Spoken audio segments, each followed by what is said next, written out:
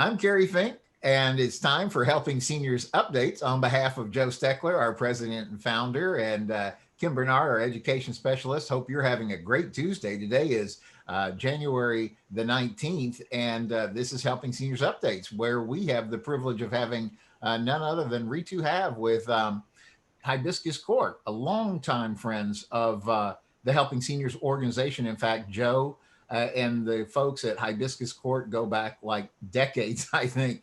And so we are so excited. How are you doing today? I'm doing great. I'm doing wonderful today. It's a great cold day here in Florida. I hear that. And so, you joined the team fairly recently, and you get the privilege of joining the team in the middle of COVID. Wow, what an unbelievable time to get into all of the things that go on with COVID and the restrictions and all that. But at least vaccinations are coming, and I wanted to kind of get your impressions. How's it going over there? I mean, how are you liking being in part of the Hibiscus team? Well, being a part of this team is amazing. I'm a part of a team. I was just discussing this. We have 8 nurses here, not to mention the army of staff and associates that we have here. And it really is very refreshing going from, different types of structures to a community that is so care-based. And that dovetails right into the COVID conversation, because coming to this community in the middle of COVID is a pleasure, since people are moving because of care needs in the middle of COVID. And we're equipped. We've been equipped. We just have the staff, we have the nursing, we have everything already in place. And so we've stayed full through COVID. We've been able to tout 100% occupancy and be very, very proud of the way we've maintained that. Well, I know because we've been collectively friends over the years with Hibiscus Court, and we've really watched how you guys have fostered a culture of really looking after your residents, but not only in terms of their physical safety, which obviously has really hit like the headlines, if you will, during all this COVID stuff. You guys, I remember having conversations with some of your team members, and you guys really took it serious completely early on, made sure that everybody was safe. But you're also known for just being a place that seniors just have a great time, because your sense of community there is probably almost unparalleled along this whole area. Yeah, exactly. And that's one of the big things. We're actually just getting ready next week to have our Seniors Gone Wild party. And while typically we'd have the guys go out and the girls go to the fire department in their pajamas and end the night with throwing your bras up on the chandelier, we are still going to do it. We're just going to simulate it in the building. And unfortunately, we can't have all the family members in, but they're going to take part of it while we take pictures and videos on Facebook and make sure that they are part of it. We are going to do a glow night party. So we have black lights coming and glow paint, and it's going to be pretty extraordinary for them. They're looking forward to it, and so are we.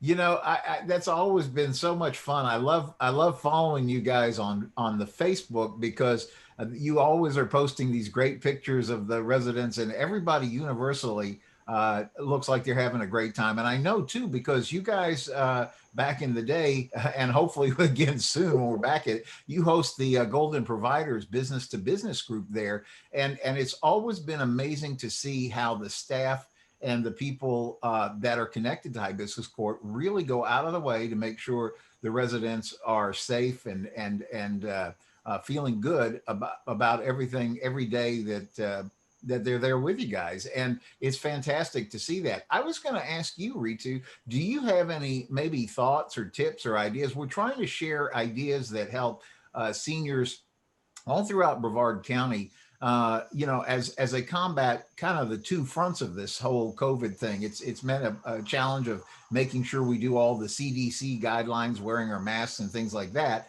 but also then trying to make sure people are staying not so isolated that becomes a problem unto itself. So, one of the biggest things is well, let me just say this. We do have the vaccines coming, and they're, however good or bad we think the process is, they are coming. And so making sure we do that is critical, because that will sort of lend itself to a little bit less isolation. But one of the big things I see, and I see it as seniors are actually trying to come and move into communities.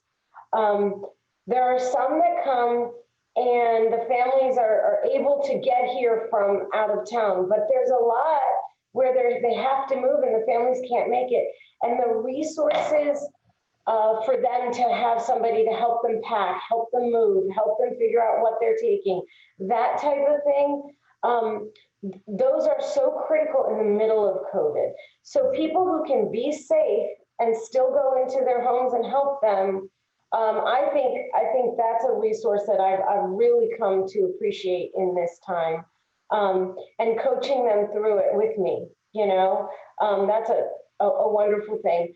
But making sure seniors get to clinics is another huge thing to get their vaccines.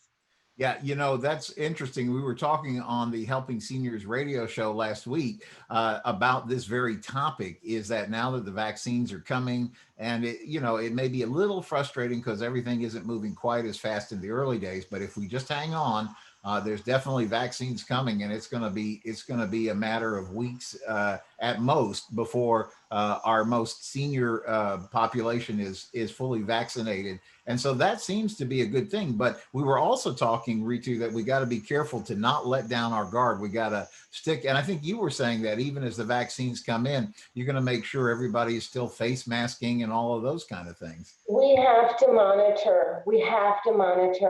The progress across the country. This is a new vaccine, and we don't want to we just heard something about how in China there was another outbreak. I don't know how they administered, but we have to watch how we administer and what it looks like for our seniors. We've had a no senior COVID community, okay? And we will continue to maintain that as best we can. So the vaccine clinic we're making a big party and a big deal about it, superheroes. And, the superheroes are actually our residents in this story, in this party. And they are going to punch out COVID by getting that vaccine. And I think that if we continue to do the precautions, watch how it progresses, in a few months, we'll have a better idea and we'll continue to do what's right for them. That's the most important thing. Yeah, no, there's no doubt that you guys care and really look after the welfare of the residents there. And I think that's probably one of the reasons why you guys are always staying full. But I guess I do want to ask before we wrap up for today, people should give you a call if they are looking for options, because every once in a while you'll have an availability or something. But how does that work? How do people get in touch with you if they want to learn more about hibiscus court in particular? Absolutely. Well, our main number is 321-951-1050. And just give us a call. You can look us up on the web or Facebook and give us a call. We don't miss calls. So I spend time with everybody, whether I'm full or not. I know the solutions and I can help you figure it out, whether you need something immediately or in the future. I'm here. That's good. And so let's say that phone number one more time, just so everybody gets a chance to grab a pen and jot it down. Yes, absolutely. It's 321-951-1050, 1050. Yeah, no, what a great facility. So appreciative. You guys have helped us so much. Ashley and Heidi and everybody on your team has been such a friend to helping seniors over the years, particularly as we do the Helping Seniors car raffle, which is, by the way, coming up again. And we now have a date set. It's Saturday, October 9th. 2021. Yes. And so we're going to be back at the American Muscle Car Museum. Mark Pylock, the owner, has opened the doors for us. So we are just getting things ramped up. And we have not forgotten, by the way, I just want to bring this in as we close out today. We promised everybody who had bought 2020 tickets that Mark had offered us a make good date. So everybody who didn't get to be out there last year because of the COVID will still have an opportunity to visit the museum. So that is still on the books and coming. Clearly, just as we've been talking about through this, we have to get to the point where it's safe for Mark to reopen the museum. But that is going to be happening this year too, which is one of the reasons you want to stay connected to Helping Seniors Updates. Reetu, I just thank you again for taking time out of your busy schedule to share some of this thoughts and tips about how we can continue to stay safe and make the best of it as we keep going through COVID. Thank you. Thank you. It was my pleasure to spend any time with you guys at all. Okay, well, thank you so much. And thank you, viewer, for joining us for Helping Seniors Updates. We see you again on Friday. Every Tuesday and Friday in 2021 is Helping Seniors Updates. So on behalf of Joe Steckler and Kim Bernard and our whole Helping Seniors team, we want to thank you for tuning in and hope you have a good and safe week.